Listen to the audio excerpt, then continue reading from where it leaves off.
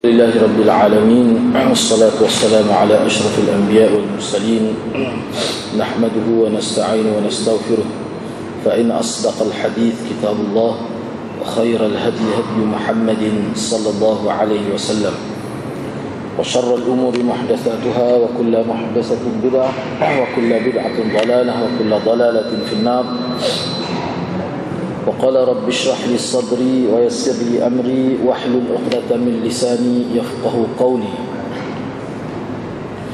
Alhamdulillah, bersyukur kehadrat Allah Subhanahu wa taala kerana dengan izin dapat kita bersama lagi pada malam ini. Insya-Allah pada malam ini kita nak sambung perbincangan hadis sebagai muqaddimah hadis niat ni. Sambung pengajaran dan pedoman daripada hadis niat ni, hadis niat, iaitu pengajaran ataupun pedoman yang ketujuh. Pahala seseorang adalah mengikut niat ni. Jadi perbincangan kita ni masih lagi berkaitan dengan hadis innamal a'malu binniyat, itu masih lagi berkaitan dengan hadis. Insya-Allah pada malam ini kita akan bincang secara keseluruhan perkara yang berkaitan dengan hadis. Jadi pengajaran yang ketujuh, itu pahala seseorang adalah mengikut niatnya. Biarpun ia mengerjakan satu saja amalan, tetapi dalam masa yang sama ia memasang beberapa niat baik yang lain, nescaya ia akan memperoleh banyak pahala berdasarkan banyaknya niat yang dimaksudkan di dalam hatinya. Jadi yang ketujuh ini memberi satu kefahaman kepada kita bahawa seorang itu bila dia niat untuk melakukan satu amalan kebaikan ataupun amalan soleh, maka dia akan dapat pahala berdasarkan kepada niat. Tapi sekiranya satu amalan dia letakkan beberapa niat lain yang berkaitan, asalnya satu amalan tetapi niatnya banyak, beberapa niat yang dikaitkan dengan satu amalan itu, yang mana niat yang berkaitan juga adalah merupakan niat yang dikira sebagai khair, sebagai ma'ruf, maka walaupun satu perbuatan dia buat, tapi oleh kerana banyaknya niat itu, dan semua niat itu adalah niat yang bersifat khair, maka dia mendapat pahala lebih banyak daripada orang lain yang hanya melakukan satu amalan dan dengan satu niat sahaja. Jadi contoh mudahnya, misalnya kita datang ke masjid, selain daripada dengan maksud untuk berjamaah, kita puasa kerana nak beriktikaf. Kita letak lagi niat yang ketiga kerana nak dengar kuliah. Kita letak lagi niat yang keempat, nak supaya kehadiran kita daripada bergerak daripada rumah kita ke masjid menjadi satu dakwah secara haliyah, kita kata. Kita nak berdakwah orang tetapi dengan menggunakan tindakan kita. Mudah-mudahan orang tengok kita ni orang minat nak mari masjid, misalnya kita kata. Jadi pak niat kita, maka kita dapat lebih pahala daripada orang lain sekadar niat nak mari sembahyang Jumaat je. Boleh dah kelebihan tu nak mari sembahyang Jumaat tu kerana hak tu asalnya. Tapi dia letak lagi, dia pasal lagi banyak niat-niat yang lain. Semua ulama kata dia akan dapat pahala banyaklah berbanding orang lain yang niatnya tidak banyak, dia letak pada perbuatan itu. Jadi perkara ini mana kita kena usahalah. Tapi semua niat tu berkaitan dengan tu lah, berkaitan dengan tu. Tapi kalau tidak berkaitan, dia tak dapat. Misalnya nak mari masjid sebenarnya kerana bila-bila nak pergi Kedah, Kedah tu tidak kait dengan masjid tu. Jadi hal tu dia tak boleh. Hal tu tak boleh tu. Sebab beli kicap ni paling tidak boleh pahala dah. Kerana benda-benda biasa. Tetapi kalau kita nak bahas dari segi tu boleh pahala juga, kerana untuk keperluan keluarga. Tapi kok mana tak kait dengan masjid tu. Tak kait dengan masjid. Ini yang kita sebut ni berkait dengan masjid. Terpaksa mari masjid tu satu perbuatan lah. Jadi kita niat tu banyak yang berkaitan. Kita sambung 5 lagi kerana nak derma, nak sedekah, nak tabarruk, Kita boleh, banyaklah kita boleh letak niat ni. Sebab apa? Ulama boleh buat yang ketujuh ni sebagai satu pengajaran, kerana innamal a'malu binniyat. Jamak tu bukan dengan satu niat, dengan niat-niat. Segala amalan tu dikira dengan niat-niat dia lah. Maknanya banyak tu. Jadi ulama fahamlah tu. Mana bukan seniat, banyak niat. Yang ke-8, keberkesanan pengajaran dengan membuat perbandingan dan mengemukakan contoh-contoh. Jadi dalam hadis yang pertama ni, Nabi SAW mula-mula sebut tentang niat. Dia berkaitan dengan niat. Kemudian Nabi buat mari contoh hijrah sebagai satu contoh. Maknanya Nabi dalam proses Nabi nak mendidik para sahabat radhiyallahu anhum, Nabi menggunakan kaedah memaparkan contoh-contoh untuk memudahkan mana pendengar ni, anak murid ni memahami apa yang dimaksudkan oleh guru itu. Jadi Nabi di sini ni sebagai guru, sebagai murabbi, sebagai pendidik. Jadi banyak kita tengok dalam hadis Nabi, hadis-hadirat Nabi buat perbandingan, kemukakan contoh-contoh. Kadang-kadang contoh tu contoh umat terdahulu. Jadi uslub ini sebenarnya ada dalam Quran, diguna dalam Quran. Jadi mana seseorang pendidik itu ataupun siapa saja dia, bila dia nak mengajar seseorang, tak kira lah siapa dia, anak dia ke, isteri dia ke, dalam proses bayan dia tu, dalam proses memberi kenyataan, memberi pengajaran, memberi arahan, menasihat dan sebagainya, kalau boleh diselipkan contoh-contoh, maka perkara itu lebih berkesan lagi. Jadi maknanya kalau kita berusaha nak kemukakan contoh-contoh yang baik dalam pengajaran kita, hak tu sunnah lah. Itu sunnah. Kerana Nabi buat gitu juga. Maknanya boleh pahala. Sebab itulah hadis-hadis saya duk sebut semua gapo-gapo ni atas pahal sekal kita tahu. Mana segenap lekoklah kita tahu. Setiap sudut kita buat tu dia boleh pahala. Nak pahal sekal memang akan dapat pahala. Sehingga guru buat contoh tentang berkait dengan benda dia sebut, dia mari contoh. Kerana contoh dia menyebabkan pelajar terlebih faham, cepat faham, dan faham tu tepat. Kadang-kadang kita nak urah atau ti, orang mari contoh, orang boleh faham. Kadang-kadang dengan contoh tu lebih lagi mantap kemahaman pelajar itu. Ini kita dapati dalam uslub dakwah Nabi SAW. Jadi pendekatan ini diguna pakai oleh Nabi SAW. Yang ke-9, kadang-kadang seseorang akan mendapat pahala atau dosa atau tidak mendapat apa-apa dalam amalannya. Ini semua adalah bergantung kepada niatnya. Jadi kadang-kadang seorang itu buat sesuatu boleh pahala, kadang-kadang boleh dosa, atau kadang-kadang tak dapat apa-apa dalam niatnya. Jadi orang ni semuanya bergantung kepada niat dia. Bergantung kepada niatnya. Jadi kita kena faham lah. Kita kena faham lah, bila disebut bergantung kepada niat, maka kita tidak ada hak nak menghukum seseorang. Bila kita sebut bahawa seseorang itu boleh pahala, tak boleh pahala, boleh dosa, bergantung pada niat dia, ini memberi faham kepada kita dua perkara. Yang pertama, dia buat tu molek dah zahir. Tu. Sebab bila kata niat ni, benda manusia tak nampak dalam, maknanya zahir tu molek. Jadi bila kata zahir tu molek, kita akan kata molek lah. Tetapi Allah tidak kata molek lagi.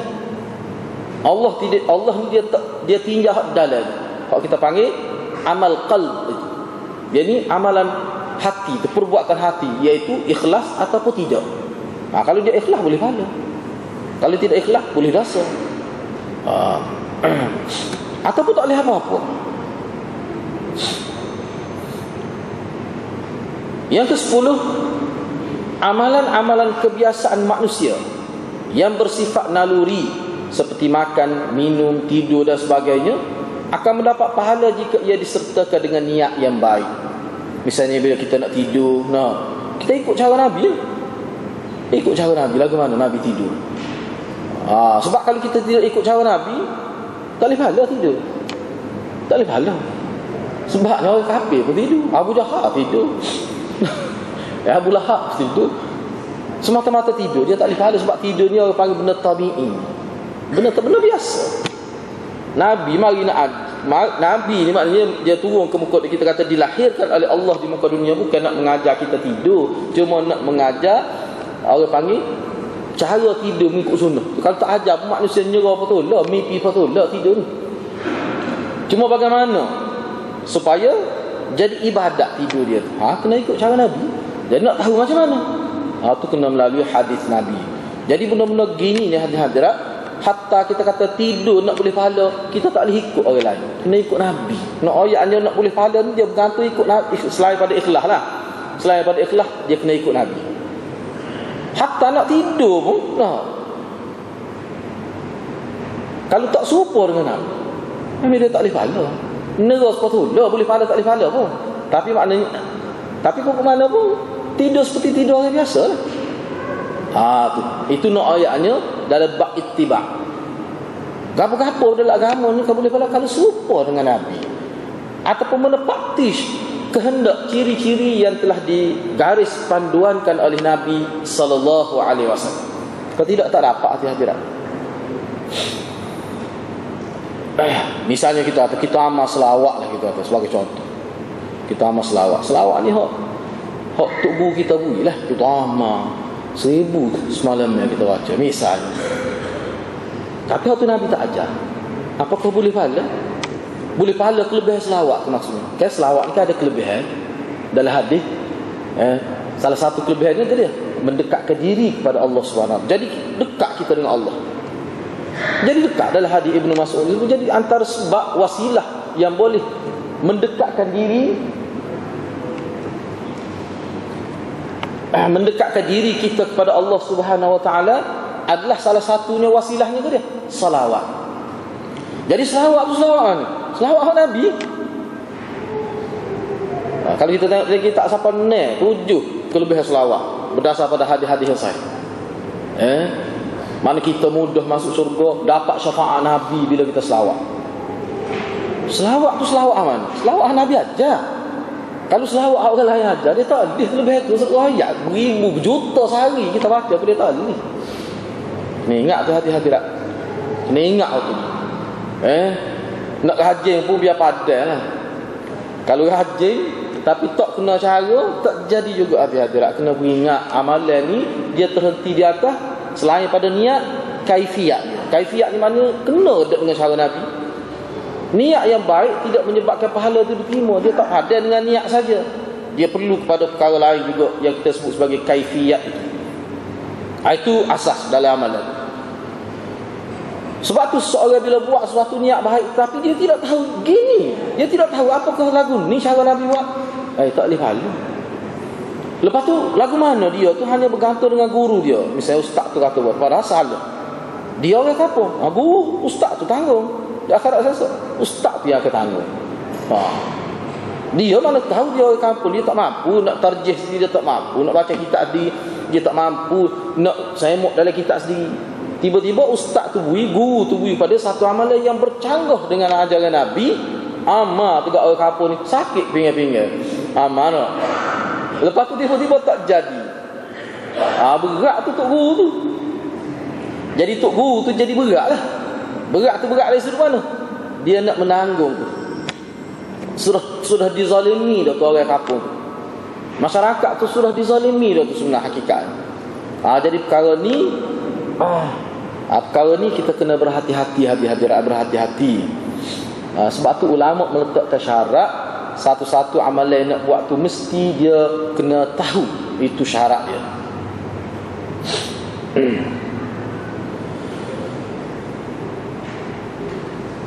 Okey, baik. Hak yang ke-10 ni lagi, hak kita panggil amalan hak biasa ni. Kenapa disebut begini? Kenapa kata dia kena tahu apa maksud dia? Apa maksud di sebalik tu apa dia? Nak supaya ingat dalam bahasa Arab dia panggil zikir lah. Zikir. Secara umumnya zikir itu bukan bermakna subhanallah walhamdulillah wala, bukan itu saja. Mana buat sesuatu kerana Nabi, buat sesuatu kerana ikut Nabi, hak tu adalah merupakan zikir. Sebab tu ulama kata kalau kita ikut hadis-hadis ni, hadis-hadis lain, amalan yang kita buat kalau berlandaskan kepada hak Nabi, Walaupun tidak bunyi subhanallah subhanallah, tetapi kita sudah ikut Nabi. Allah semua tahu panggil zikrullah belakang. Zikrullah belakang. Yang ke-11.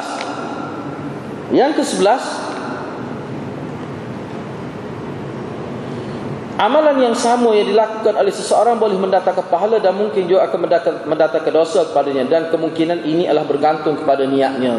Jadi boleh dosa ke boleh pahala itu bergantung kepada niat seseorang itulah. Baik, yang ke-12.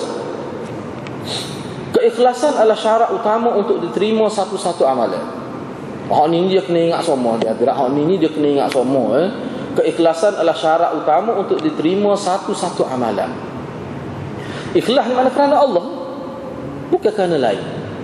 Kerana Allah Subhanahu Wa Taala.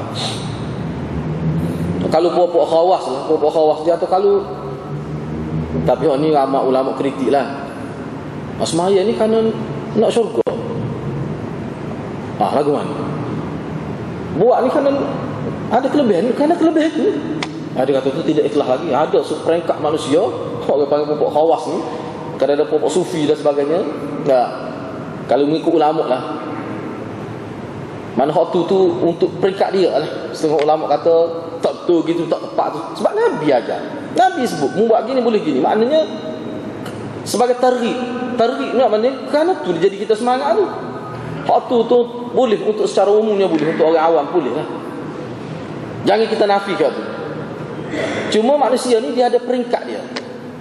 Setengah tu dia malah mikir, tak sakit Tuhan suruh, tak percaya lah ada fadilat atas kesah Tuhan suruh gitu aku. Ni mocik-mocik kapung rada tak ada nak faham ni. Tapi kok mana ada manusia begitu? Tu pun tidak salah juga.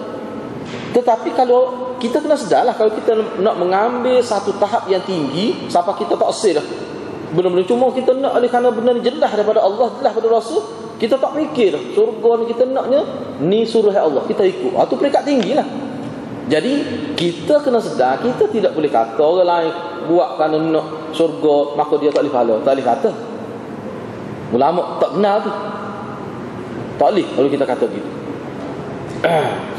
Sebab untuk orang awam, orang biasa cukup dah bagi dia. Kerana yang buat tawaran itu siapa? Allah. Yang buat tawaran itu Rasul. Rasul ni utusan rasmi Allah SWT. Rasul ni bercakap bagi pihak Allah. Wa ma yantiqu anil hawa in huwa illa wahyun yuha. Maknanya apa saja yang keluar daripada Nabi yang kita panggil hadis tu, hakikatnya tuntunan daripada Allah Subhanahu Wa Taala. Hakikat dia ni. Jadi waktu atas kita, tahap manusia itu tidak sama. Tahap manusia itu tidak sama. Tahap manusia itu. Jadi kita nak menafikan mana benda hak basic itu, itu tak boleh. Itu tak boleh. Yang terakhir, yang ke-13. Hadis inilah, hadis niat ini yang menjadi sandaran, hadis inilah yang menjadi sandaran fuqaha, ahli-ahli fiqh kepada satu kaedah yang telah dibuat oleh mereka, iaitu al-umur bimaqasidiha. Segala perkara dikira berdasarkan kepada maksud dia. Maksud dia. Cuba tengok ulama buat. Al-umur bimaqasidiha. Maqasid ini jamak, bukan mufrad. Tengok ulama kita faham. Setiap benda tu berdasar pada niat dia. Maknanya satu amalan kita boleh niat banyak atas amalan tu. Kerana apa aku buat ni? Kita boleh niat banyak perkara. Kalau niat tu kita baik, niat kita tu baik, maka kita dapat banyak lah. Jadi hadirat kena niat banyak lah. Sebab tu kalau kita tengok dalam kitab-kitab dia akan sebut, bila nak buat sesuatu tu, mana dia hadirkan, mana dia qasak lah. Mari gini, belajar lah. Jalan tidak bunyi mulut kerana niat dia dalam. Mana tak perlu berlafaz. Kita niat hadirkan dalam hati kita. Biar maknanya kita menyedarkan hati dia, kerana apa aku buat benda ni. Itu makna niat.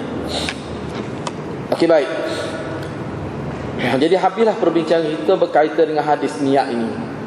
Mudah-mudahan dengan perbincangan sebagai muqaddimah pada kitab Mishkatul Masabih ini, seperti mana pengarang ni, penyusun ni mulakan kitab dia ni, sebelum masuk kitab pertama, bab pertama, tajuk pertama, dia letak hadis ni dulu ni sebagai nak memperingatkan kita.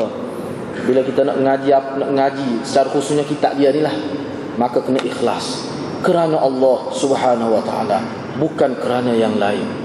Insya-Allah kita akan diberkati oleh Allah Subhanahu wa taala. Baik, kita masuk tajuk pertama, iaitu Kitabul Iman. Kitabul Iman. Jadi malam ini kita tidak nak baca hadis yang pertama lagi. Cuma kita nak bincang dari segi tajuk ni dulu. Kenapa penyusun kitab ni letak tajuk mula-mula Kitabul Iman, kitab yang membicarakan tentang keimanan itu.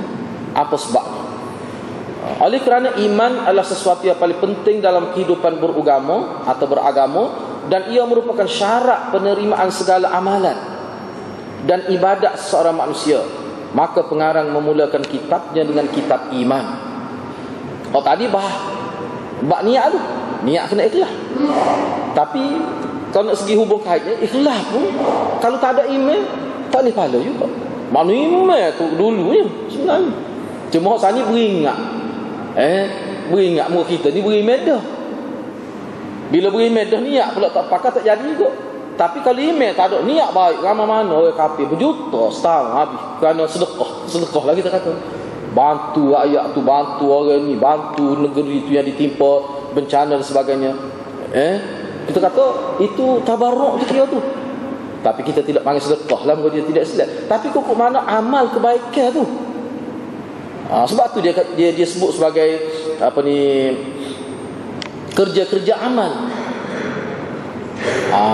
Kita kena faham dalam teks agama kita, Quran ke hadis, kalau benda baik dia panggil amal, dia tidak panggil fa'il, tidak. Itu kalau kita tengok teks agama kita. Padahal fa'ilun dengan amalun dalam bahasa Melayu kita terjemah serupa ya. Kerja lah kau tahu panggil amal perbuatan. Tetapi dalam bahasa syariat, sama ada Quran ataupun hadis, kalau benda soleh dia panggil amal soleh. Dia tidak panggil fa'lun salihun, tidak. Dia guna amal. Sebab fa'il ni dia menjurus pada perbuatan yang lahir daripada binatang pun orang panggil fa'il. Orang tak panggil amal kata. Ini amal kambing lah ni. Itu kambing tu perbuatan fa'il. Tapi kalau manusia dan dia tu beriman dan dia buat amal soleh dengan ada iman cukup, tu dia panggil amal soleh. Kalau orang kafir buat, itu tidak dikira amal soleh sebab dia tidak ada iman. Mungkin kita boleh bincang lah. Sebab ada dalam kitab tu dia sehingga tujuh perbezaan antara amalun dengan fi'lun. Tu molek juga tu kalau kita bincang insya-Allah akan datang lah. Mana perbezaan kata-kata amal. Sebab tu dalam agama kita ni, agama kita ni teks dia tu, asal dia tu Allah Subhanahu Wa Taala. Jadi kalimah dia tu dah. Kalau kita nak kaji pun memang padal. Sebab dia tu kata-kata Tuhan, Quran tu. Dia bukan saja-saja. Setiap kalimah dia susun, letak kalimah, ulama kaji belaka tu dari segi kedudukan kalimah dalam ayat dan sebagainya. Kenapa? Kalau amal baik digunakan amalun. Apa ciri-ciri dia? Ulama lebih kurang 7 perbezaan itu. 7 ciri. Orang panggil bila sebut amal dia mesti ada 7 ciri.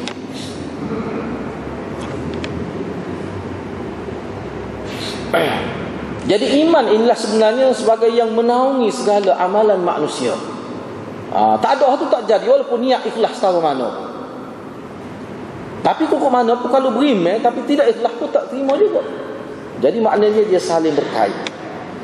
Bahkan ikhlas itu tanda iman yang kamil, yang sempurna sebenarnya.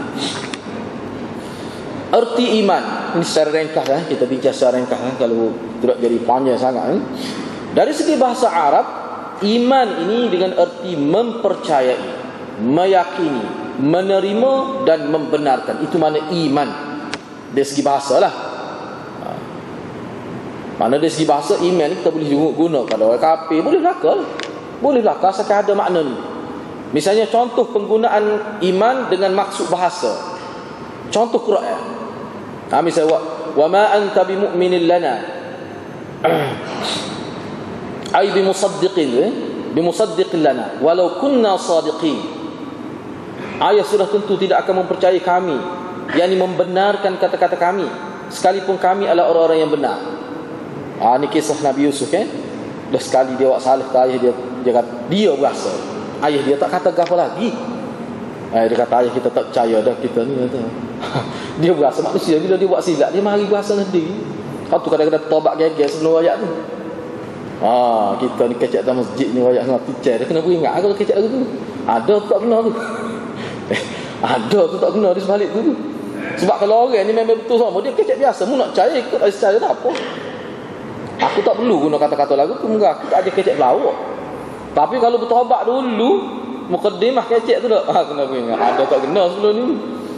Ada tak kena. Jadi hak ni dalam wa ma anta bi mu'min, yakni musaddiq, mukmin dengan erti musaddiq, yakni membenarkan. Ini penggunaan dengan maksud bahasa, bukan dengan maksud istilah syarak, tidak. Jadi perkataan iman ini berasal daripada perkataan amnun yang bererti keamanan, keselamatan dan ketenteraman. Seolah-olah ini dari sudut bahasa lah. Ini dia panggil asal kalimah itu, usul kalimah itu daripada amnun yang bererti keamanan, keselamatan dan ketenteraman. Seolah-olahnya orang yang membenarkan seseorang, bila kita membenarkan seseorang, kita kata dia ni benar, kita terima dia sebagai benar, kita memperakui peribadi dia baik, seolah-olah kita meletakkan dia dalam keadaan aman, keadaan tenteram daripada dibantahi dan didustai. Maknanya bila kita percaya pada orang, kita kata dia benar, maknanya kita tidak akan bantah dia. Ingat Nabi SAW, dia dipanggil siapa yang gelar Al-Amin pada Nabi? Orang kafir Quraisy lah. Sebab tu Nabi bila mula nak cerita agama kan, Nabi sebut kan, katakanlah kalau aku cerita kepada kamu, dia panggil anak-anak dia kan, katakanlah di sebalik bukit ini ada satu kumpulan musuh datang nak serang kamu, kalau aku percaya ke tidak? Semua masyarakat dia kata kami percaya kerana kamu tidak pernah berdusta. Mana hati dia terima Nabi sebagai orang baik.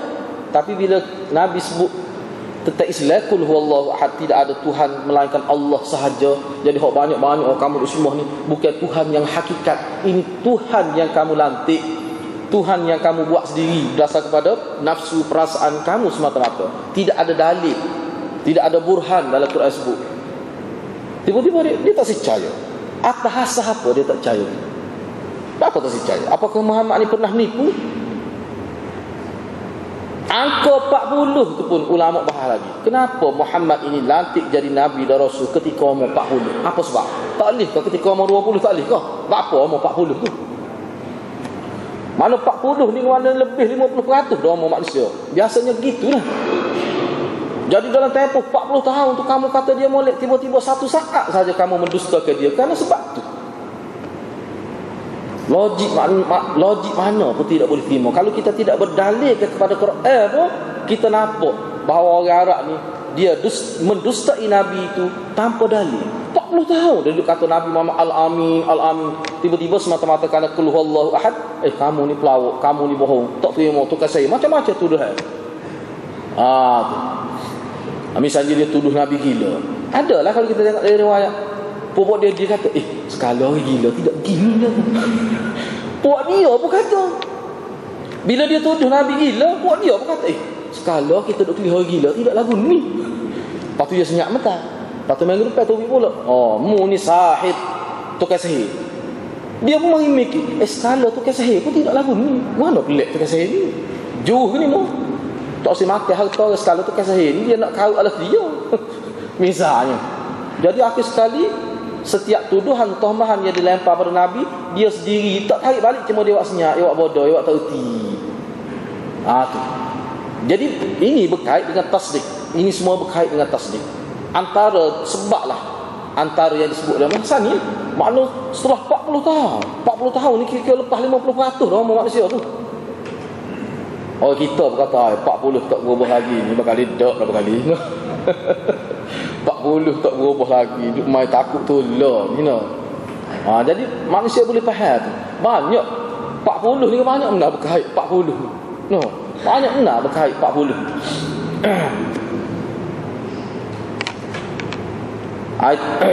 Dari segi istilah syariat, istilah syarak iman ini dia ada beberapa takrif. Sebenarnya banyak, walaupun beberapa takrif tapi banyak sebenarnya.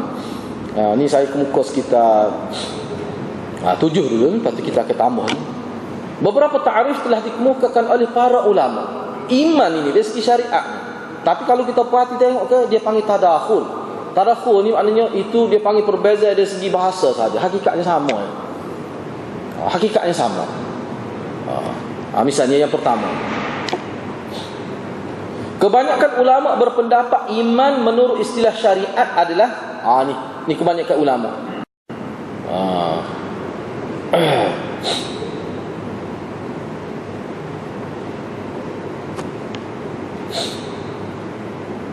Tersilap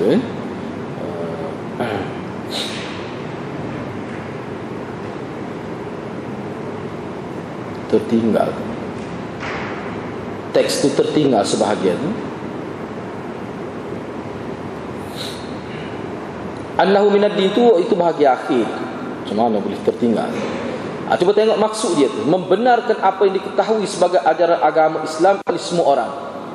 Seperti percaya kepada Allah. Annahu minad din.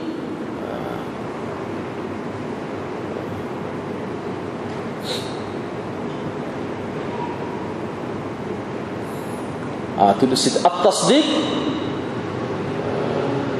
annahu minad din. Tinggal yang ini membenarkan apa yang diketahui sebagai ajaran agama, membenarkan apa yang diketahui sebagai ajaran agama Islam oleh semua orang. Misalnya percaya kepada Allah, malaikat, percaya pada kitab-kitab sucinya, bukan Quran saja, kitab-kitab sucinya yang asal, rasul-rasulnya dan hari kemudian. Itu mana iman? Kalau kita panggil rukun iman itulah. Rukun iman termasuk dalam qada takdir, dia ada dalam huraian dia situ. Termasuk belaka. Bahkan ulama kata maksud percaya kepada Allah tu sendiri ada. Hak tu sah kepada dia kalau dia segi huraian. Bila kita hurai dia akan tubik belaka, percaya pada malaikat, percaya pada kitab, percaya pada rasul, dia akan tubik belaka. Itu ta'rif umum. Maknanya seseorang itu membenarkan makna hati dia tu terima kata benar. Sekali-kali dia tidak akan dustai perkara itu. Apa saja yang sabit bahawa ini adalah daripada agama. Misalnya percaya pada Allah, itu agama, rukun lah tu. Percaya pada kitab, percaya pada rasul, hari akhirat, dan seperti mana yang disebut sebagai rukun iman itulah. Hak ni dia kena sama. Hak ni daripada zaman Nabi ada sampai pada Nabi Muhammad, dia tak berubah ni. Sebab hak ni dia panggil asas agama. Tak ada hak ni, tak ada lah benda tu. Rukun-rukun ni makna rukun ni adamuhu adamus syai'. Itulah biasa ulama kita sebutnya. Rukun ni betapa asasnya sifat dia sehingga tak ada benda tu. Itu nak ayat rukun. Betapa asasnya sifat dia, betapa dururinya dia tu sehingga tak ada lah benda tu. Itu nak ayat. Jadi hak ni dia tak boleh ubah. Tak boleh ubah. Zaman Nabi ada sampai Nabi Muhammad, ni dia tak boleh ubah. Bahkan inilah yang membezakan antara satu-satu agama Islam dengan agama yang lain. Ini ciri pembeza dia. Sebab tu kalau kita tengok ajaran salah, kalau orang panggil ajaran salah, tak kira lah Syiah ke, gapo ke dah. Sudut ni yang kita perhati mula-mula ni. Kita nak kecek kira dengan dia. Kita tak tengok bab semaya, bab puasa tu, kita tengok mula. Tengok ni dulu. Tengok ni dulu. Usul tu macam mana usul? Katakanlah dia ada setengah orang kata, dia percaya pada Allah juga. Dia percaya pada Allah juga. Dia yakin Allah ni, tak Allah seperti kita. Sebab tu dalam huraian kalau kita ngaji molek orang panggil dia ada hak Allah, dia ada hak makhluk, dia ada hak. Hak Allah ni apa dia? Benda yang mana Allah saja ada benda tu, itu mana hak Allah. Orang lain tak boleh ada. Contohnya dia tahu perkara gaib. Tak boleh, ini hak Allah. Tak boleh orang lain tahu. Kalau kata tahu juga rosak akidah. Jadi kafir. Itu nak ayat. Sebab apa? Dia ambil hak Allah. Enggak Syiah ni hadir-hadir lah. Dia boleh menentu kalau orang masuk surga, masuk neraka. Kalau kita hadis yang sahih dia boleh menentukan. Bahkan sinali duduk tepi biar neraka jahanam. Di kemuka, di pintu nak masuk ke titian sirat, duduk tengok. Dia boleh ayat ni masuk surga, pak ni masuk neraka. Tu sinali dalam kitab Syiah. Dia ada cecak, la yajuzu ahadun as-sirata illa man katabaha aliyyun bil jawaz. Tu hadis dia. Hadis apa dia buat tu. tidak dapat melepasi dengan selamat titian sirat kecuali orang tu dia ada sakum min aliyin, ada cok Sayyidina Ali. Oh, cok gitu dak baru lepas. Setara tu ke hadis dia tu. Dari kitab dia ada sebut. No, setara tu. Enggak kalau setara tu dak. Dia sudah merampas hak Allah dah tu. Kau tak kafir lagi tak tahu lah. Kalau orang percaya gitu, kita bukan kata semuanya kafir. Kalau percaya gitu tak kira siapa. Mana kepercayaan itu?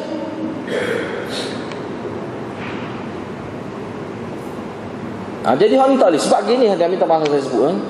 Sebab ada setengah-setengah orang tu kata tak apa. Dia kata memanglah rukun ni dia kena gini. Kita tahu. Tetapi contohnya misalnya Syiah percaya pada qada dan takdir tak ada dalam rukun iman dia. Dia letak situ walayah misalnya. Bukan dia tak percaya pada qada dan takdir, ada dia tak lain, tidak dalam rukun. Ada buat dia kata gitu. Tak boleh. Dia kena duduk dalam rukun tu. Tak boleh dia kena duduk dalam rukun. Lepas tu walayah ni dia. Tu panjang lah. Tapi nak ayatnya gitu. Dia nak ayatnya pentingnya walayah percaya pada iman Allah ni penting sampai dia sanggup letak sebagai rukun, dia tukar qada dan takdir jadi tak ada. Nak ayatnya penting. Sebab kita lah apa Islam ni kan kehidupan luah. Kenapa kita kata nekah kau ya rukun? Rukun Islam 5. Banyak lagi benda lain. Padahal dalam pengajian kita kalau terima kelima-lima rukun ni dan rukun ni kalau kita terima, tapi boleh jadi lagi kafir lain. Boleh jadi lagi dalam pengajian akidah kita. Sebab manusia nak jadi kafir ni hadir-hadir bukan rukun ni saja. Banyak selalu yang manusia nak jadi kafir ni. Nak jadi rasul akidah ni bukan rukun saja. Cuma kita nak suruh nampak jelas tu kita setuh dari sudut rukun agama, usul agama. Padahal benda lain boleh jadi juga. Misalnya ulama kata siapa dia kata perempuan kena semaya ketika dia mari hid.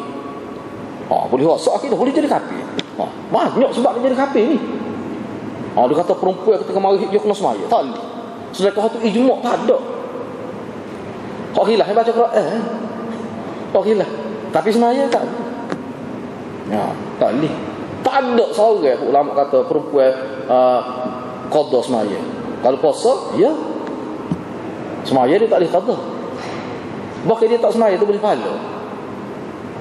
Kira ikut agama tu. Kalau Tuhan kata, perempuan hid kena semaya ke? Sah dia semaya. Memang dia akan semaya. Betul ya? Yang kedua, ini ta'rif Al-Alusi dalam kitab ada Ruhul Ma'ani. Beliau mentarifkan dengan berkata, iman itu at-tasdiq bima ulima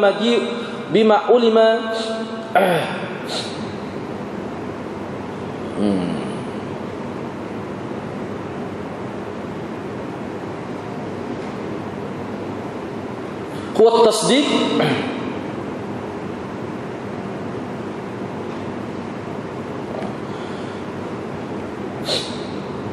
huwa at-tasdiq bima ulima maji'un nabi bihi daruratan tafsilan fima ulima tafsilan wa ijmalan fima ulima ijmalan. Iman ialah membenarkan ajaran-ajaran yang diketahui semua orang. Ianya telah dibawa oleh Nabi sallallahu alaihi wasallam. Yang dikemukakan oleh Nabi sallallahu alaihi wasallam secara terperinci perlu diimani secara terperinci. Dan yang dikemukakan oleh baginda secara borong, secara umum perlu diimani secara borong, secara umum. Sebab ada setengah kawan Nabi sebut dengan terperinci, dengan jelas, terang, tak boleh takwil. Kita beriman. Ada setengah tu Nabi sebut secara umum, maknanya banyak berlaku takwil. Kita percaya juga, percayalah kau.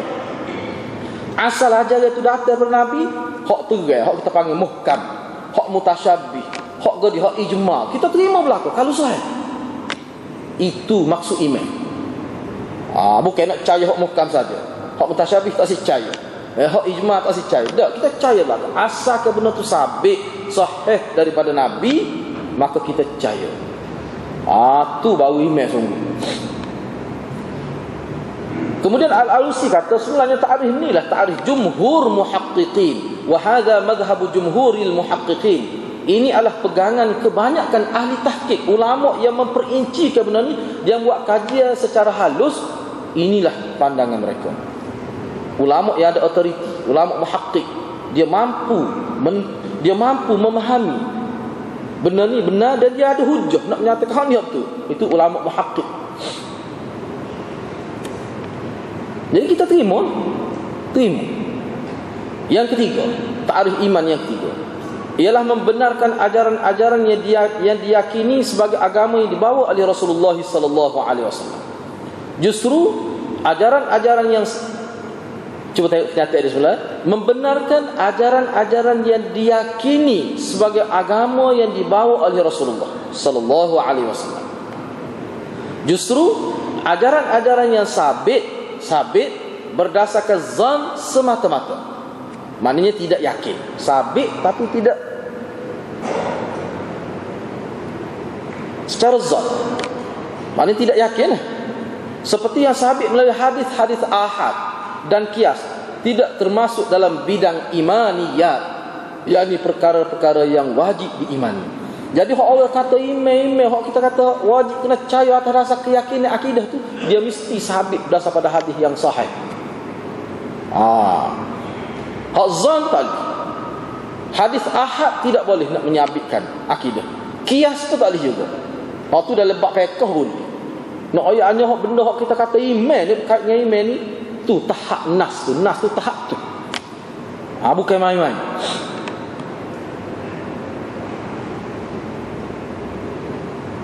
Tu jadi benda-benda gini saja. Orang kita ni kena perinci molek. Misalnya contoh kita kata, minta sekarang ni saya sebut, sebab kalau kita nak mari contoh lain, payah nampak.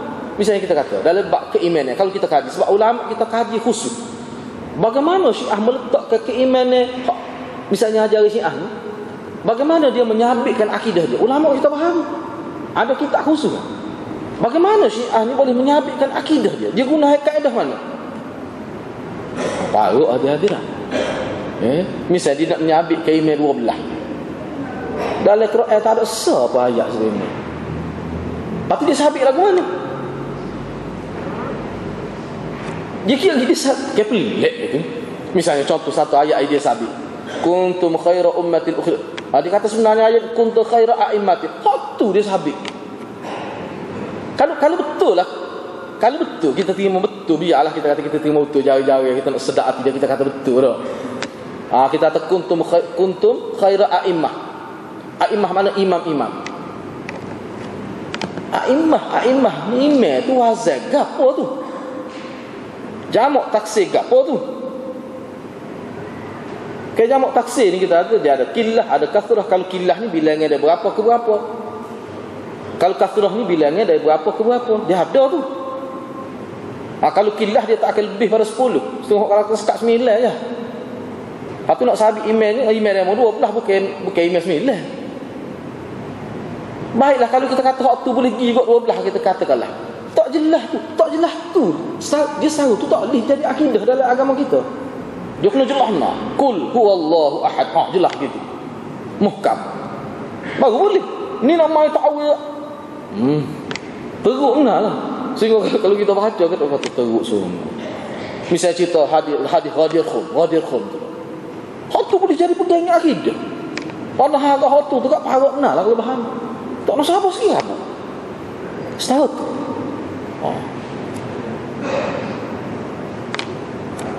Padahal ni benda ni kalau ada ihtimal, idza sabata al-ihtimal batal al-istidlal. Bila ada ihtimal batal al-istidlal. Itu dah lebak fiqh, lebak akidah, lagilah kemah.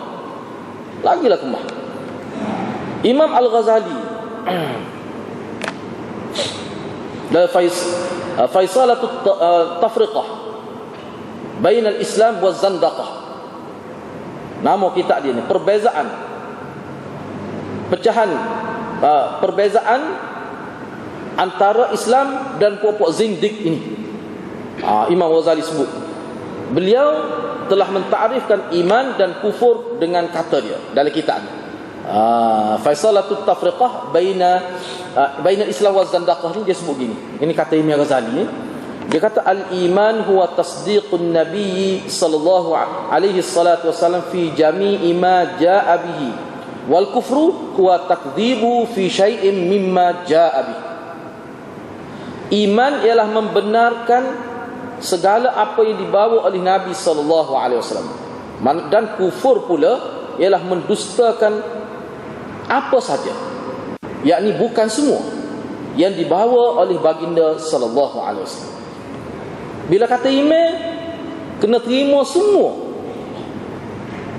kena beriman, kena percaya semua hak Nabi bawa. Bila jelas. Kufur pula mendustakan apa saja, bukan semua. Syaik ni maknanya sebahagian, sikit. Dia tolak saya. Sebab tu dia kaedah ni, kaedah. Dulu masa sekolah menengah saya ngaji tauhid ni, salah seorang tu gurunya Ustaz Mak Maruk lah, biasa kenal. Orang panggil Mak Sibani. Mudah nak bahasa. Dia kata nak jadi kafir ni dia pakai kaedah 5 tolak 1 kosong. Tu mudah kaedah dia. Dalam kaedah akidah ni 5 bila tolak 1 kosong, dia tak boleh pakai 5 tolak 1 jadi 4, dia tak boleh pakai dalam akidah. Faham? Tolak so benda yang sabit, benda tu sabit dah selesai. Tolak rasa akidah. Tak mesti tolak semua. Tapi nak jadi beriman, orang panggil beriman, dia kena beriman semua. Tak lihat tu. Kena beriman semua. Percaya atas nama percaya. Udkhulu fis silmi kafah. Beriman kena semua. Tak boleh main sikit-sikit. Tak ada kafir separuh, Islam separuh, tak ada. Tak ada lagu tu. Mana ada kafir seterak lagu tu. Tapi pokok sesak dia boleh kecek lagu tu. Dan untuk menjadi kafir pula tidak perlu ia mendustakan semua perkara yang dibawa oleh Rasulullah SAW.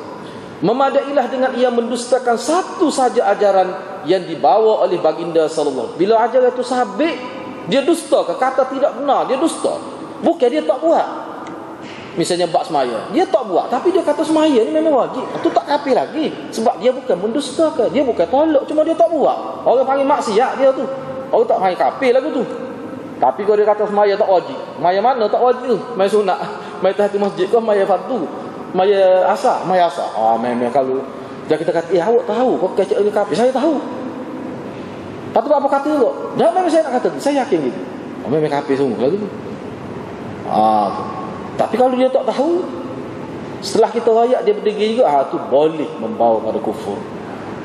Sebab tu kufur ni jangan gaduh. Walaupun kita nak jadi kafir, dia kena tanya lah, awak khabar ke tidak? Awak kecek ni, kena minta penjelasan daripada dia. Sebab tu kisah orang murtad dalam kitab fiqh ke dia panggil tu kaunseling kadang-kadang berminggu-minggu, kadang-kadang bertahun. Takut dia nak tarik balik ke mana, tahu? Bukan kata bila sebut kita amalan-amalan menyebab jadi kafir, jadi murtad kena hukum bunuh.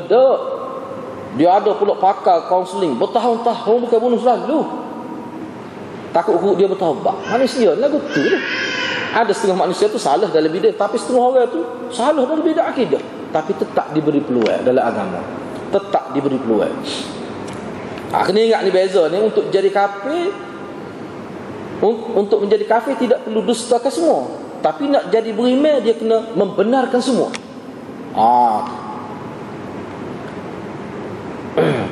Yang kelima, kami ambil lagi lah.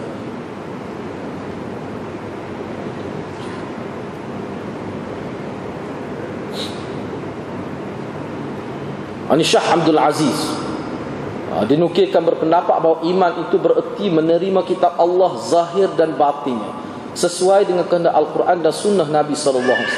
Seseorang tidak akan terlepas daripada menjadi mulhid, yakni kafir. Mulhid ni maknanya kafir yang tidak percaya pada Tuhan. Dia anggap Tuhan ni tak ada, dia panggil mulhid. Dan zindik, iaitu zindik ni maknanya munafik i'tiqadi. Itu zindik. Walaupun setelah menerima kitab Allah zahir dan batin, sekiranya ia masih lagi mentakwilkannya dengan takwilan-takwilan yang tidak bersesuaian dengan kitab Allah dan sunnah Rasulnya. Misalnya ia percaya bahawa syurga dan neraka memang sebut dalam Quran. Syurga dan neraka ni bab akidah, hati-hati.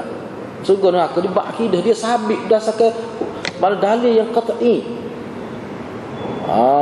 Dia percaya, tetapi dia takwil ke syurga tu, dia takwil ke sebagai ketenangan jiwa, kesenangan jiwa. Neraka pula dia takwilkan kepada penderitaan jiwa. Ni pokok falsafah kadang-kadang ada je perangai lagu ni. Dia takwil gitu.